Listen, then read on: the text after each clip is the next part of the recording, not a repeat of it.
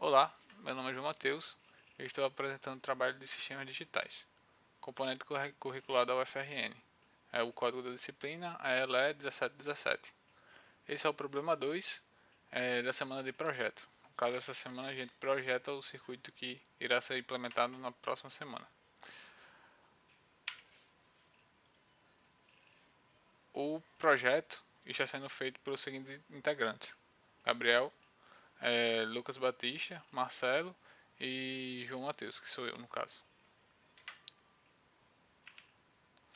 Aqui é o sumário de como será a apresentação do trabalho, onde eu tenho a CPU, né, uma explicação sobre a CPU, sobre como funciona a CPU, o que é a CPU. Logo em seguida, uma explicação sobre a estrutura da CPU. É, Adiante será como foi requisitado o projeto. E em seguida, a unidade de controle de como foi feito o nosso projeto, o bloco de controle que está dentro do nosso projeto, o bloco operacional dentro do nosso projeto também, e o projeto final que a gente desenvolveu. Então vamos lá. O que é a CPU? CPU é a abreviação para Central Process Unit. No caso, unidade central do processo. Né? A CPU é o principal item do hardware contido em um computador, também conhecido como processador. A CPU é responsável por calcular e realizar determinadas tarefas pelo usuário e é considerado assim o cérebro do computador.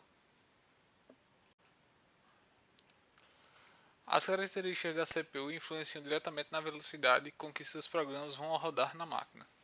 Existem vários tipos de processadores no mercado, de 32 bits e de 64 bits, com um ou múltiplos núcleos e compatíveis com diferentes placas-mães. Aí vai depender do tipo de processador que você vai escolher. As principais fabricantes desses processadores são a Intel e a AMD. A CPU é ligada diretamente à placa-mãe e dependendo do processador que você vai escolher, você tem que escolher justamente a placa-mãe que se adeque a ele.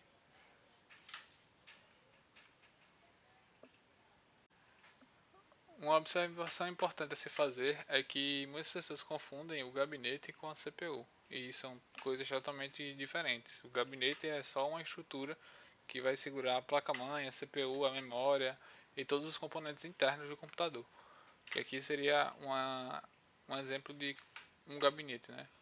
E aqui é um exemplo de o funcionamento de uma CPU em fluxograma, né? Que será explicado logo a seguir. Eu vou explicar sobre a estrutura básica de uma CPU. Bem, e aqui vamos iniciar o tópico de estrutura de uma CPU. Antes de iniciar o tópico, aqui eu estou mostrando um processador, né, das principais fabricantes, um Intel e um AMD. E aqui seria só uma imagem ilustrativa para mostrar que a concorrência entre eles predominante entre eles. Bem, então, estrutura da CPU.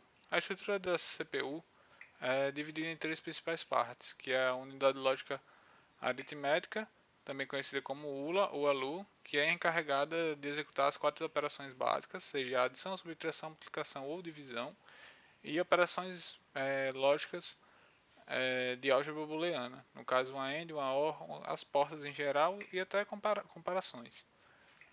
A gente tem também a unidade de controle. A unidade de controle é responsável por extrair dados da memória, decodificá-los e executá-los, consultando a ULA quando necessário. E por fim, mas não menos importante, os registradores.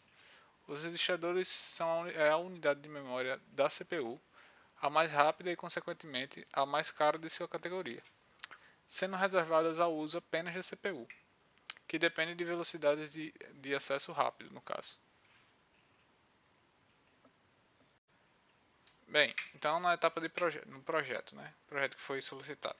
Projeto do circuito integrado para um sistema digital que implemente uma unidade central de processamento, CPU, de uso geral com 16 instruções. A CPU deverá possuir um projeto RTL, cuja estrutura básica está de acordo com a figura 1 e com a descrição do seu conjunto de instruções apresentado na tabela 1.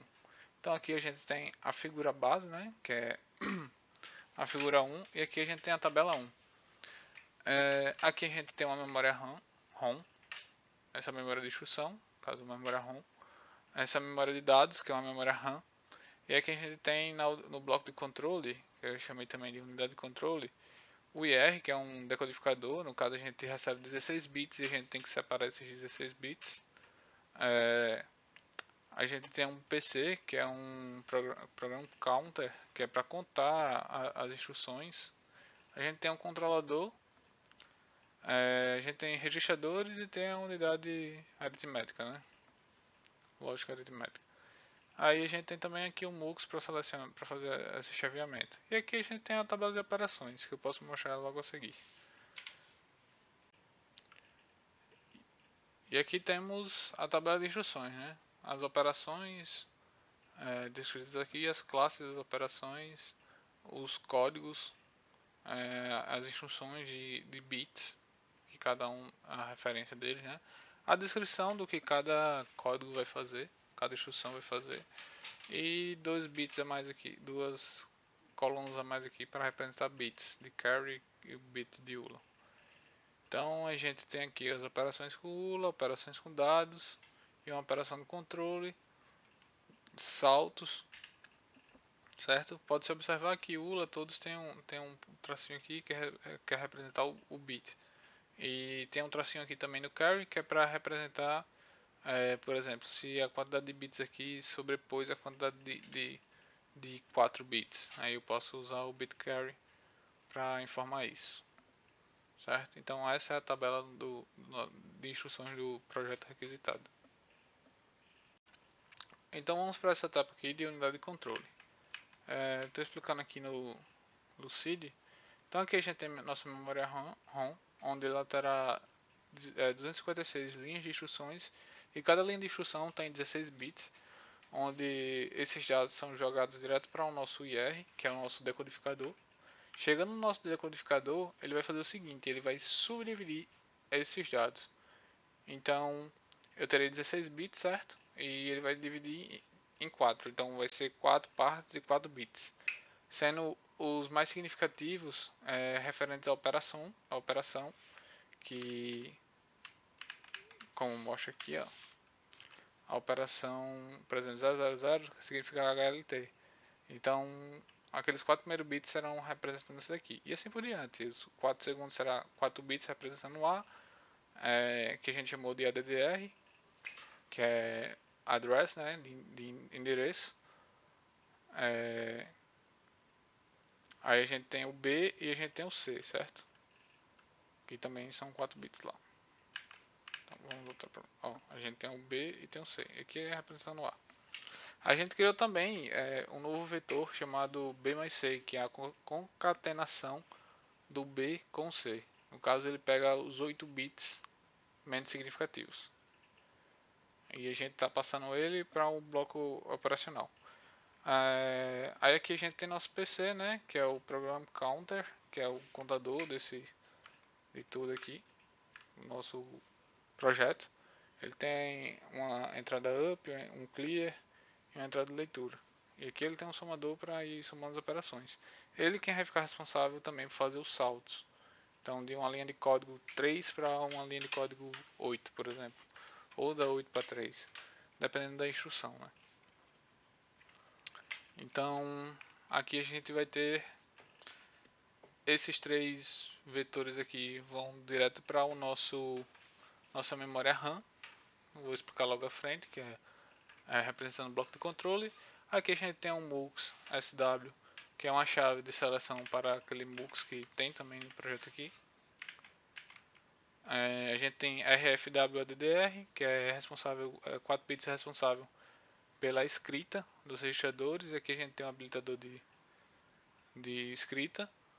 Aí aqui a gente tem o endereço de leitura, no caso o RFRP, e o habilitador desse endereço de leitura. E a gente tem outro endereço de leitura, RQ ADDR, e o habilitador dele. Porque a gente tem dois no caso? Porque aqui a gente tem B mais C, então é usado eles dois para pegar dados um de cada vez. Então eu quero o dado do B e eu quero o dado do C para fazer para pegar esse valor e jogar dentro do A, como a gente pode ver aqui, ó. Por isso que eu tenho dois. E eu tenho o LSW, que é o seletor de qual operação da ULA eu posso fazer. No caso aqui a gente tem 1, 2, 3, 4, 5, 6, 7 operações de ULA. Então, se eu tenho 7 operações, foi usados 3 bits, certo? E aqui a gente tem duas entradas que vêm para a unidade de controle que vão ser explicadas no bloco operacional, certo? Então essa daqui é a nossa imagem da unidade de controle. No bloco operacional foi feito, a gente usa RTL, né? Então foi feito o seguinte fluxograma. Eu tenho um decodificador, onde o decodificador, eu tenho na verdade o início, ele aponta para a busca e aponta para o decodificador. Pegando aqueles 4 bits iniciais, eu tenho minhas instruções dos 4 bits iniciais aqui, ó. Em cada setinha aqui, ó. OP00 que aponta para HLT, que fica retornando para si mesmo, porque a HLT não tem uma instrução muito definida. No caso seria quando o programa crachasse ou até mesmo desligasse. Aí eu tenho LDR, STR e tenho nossas operações, né? Aqui cada coisa é definida com a classe. Então eu tenho a classe controle, dados, ULA, salto. E aqui é um conector só porque ia ficar uma aranha muito grande se eu tivesse conectado as saídas aqui. Então eu tenho cada classe aqui, estão representadas pelas suas cores. Então aqui eu só tenho as operações com a ULA e tem as saídas respectivas, né? Aí no roxo eu tenho os saltos, onde jump é a única operação que vai voltar diretamente para a busca. E quando não for o jump, se for o JZ, JNZ, JC, JNC, ele vem para cá e depois ele faz o salto e vai para lá, certo? Então tá aqui as operações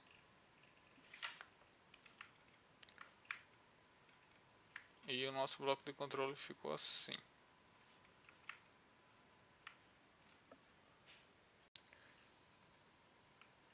No nosso bloco operacional temos que ficou assim, certo? Nossa memória RAM, um MUX, um banco de registro, a ULA. Os marcados em azul são marcados como entrada, certo? E aqui a gente tem mais duas entradas também, que no caso é DWD underline RD e D underline WR, que são, que como eu expliquei no bloco de controle, são entradas da RAM. Aqui a gente tem aquela chave MUX que está entrando nessa RAM. Aqui a gente tem um banco de registros e tem todos esses carinhas aqui como entrada também. Depois desse banco de registro, ele manda o RP-Data para a ULA e manda o RQ-Data também para a ULA, certo? E aqui a gente tem uma conexão que leva do RP-Data até a RAM, no caso os 8 bits aqui. A gente tem a ULA aqui, a chave da ULA para fazer a seleção de qual operação ele vai fazer com a ULA, certo? Se é uma soma, uma subtração, uma comparação, como foi descrito naquela tabela. A gente tem uma saída da ULA, que é um ULA carry e ULA Z, no caso esse ULA carry é se ultrapassou os bits, né? Se ultrapassou o número máximo de bits. E aqui a gente tem o ULA Z, que é uma flag responsável por dizer se o meu vetor de bits é 0. No caso, se todo mundo for 0, ela retorna 1, certo? E aqui a gente tem a saída da ULA sendo retornada direto para o MUX. Esse MUX, essa flag aqui faz o chaveamento desse MUX. Ele vai pegar um dado da RAM ou um dado retornado do banco de registro e armazenar. Por exemplo, uma soma. Eu somo o RP-Data com o RQ-Data e dá um valor X. Depois esse valor volta e eu posso armazenar, e eu tenho que armazenar dentro do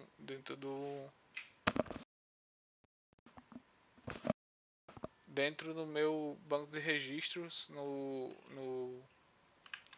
valor de A, por exemplo, como ele mostra nessa instrução aqui, ó, reg A, onde é reg B mais reg C. Então ele faz essa soma e volta para reg A, que seria justamente aqui, ó. Faço a soma desses caras, eu tenho um resultado, faço a soma na ULA, né? tem um resultado aqui e volto para cá. Se ultrapassou o limite, ele ele dá um sinal no carry aqui. E ele registra dentro do banco de registro no endereço de A. Por isso que A está sempre de escrita e não de leitura. Certo? E o nosso bloco de controle ficou assim. Uma mensagenzinha vermelha aqui que é resetar os registradores quando a máquina for ligada. Assim evita o aparecimento de lixo ao iniciar a máquina. Certo?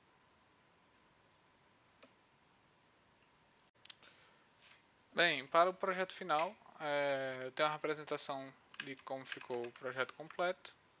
A gente chamou de main, onde o projeto está todo englobado. E aqui a gente tem a nossa memória RAM, as conexões, como ficou todo o projeto. A unidade de controle se comunicando com a memória RAM, se comunicando com o nosso bloco operacional, que é toda essa área aqui. E o decodificador. Pronto. Uma coisa que eu posso demonstrar aqui seria como o decodificador faz a separação. Então ele recebe os bits assim e ele faz, no caso esses 16 bits assim, ele faz essa separação de 4 em 4 aqui, ó. Certo? No caso aqui ficaria 0 e aqui ficaria 0. E anteriormente, como estava mostrando aqui, seria como estaria montada a estrutura dentro da memória ROM. Que seria uma estrutura assim, cada linha tem 16 bits, sendo que cada 16 bits tem uma instrução, certo? No projeto a gente deixou definido que o clock está trabalhando a uma velocidade de 2 kHz e que todos os valores na memória ROM já estão cadastrados, certo? Já tem valores incluídos nele. E aqui é uma imagem da nossa bibliografia, né? Da onde foi tirado as imagens que foi utilizado e alguns conteúdos que foi abordado no texto.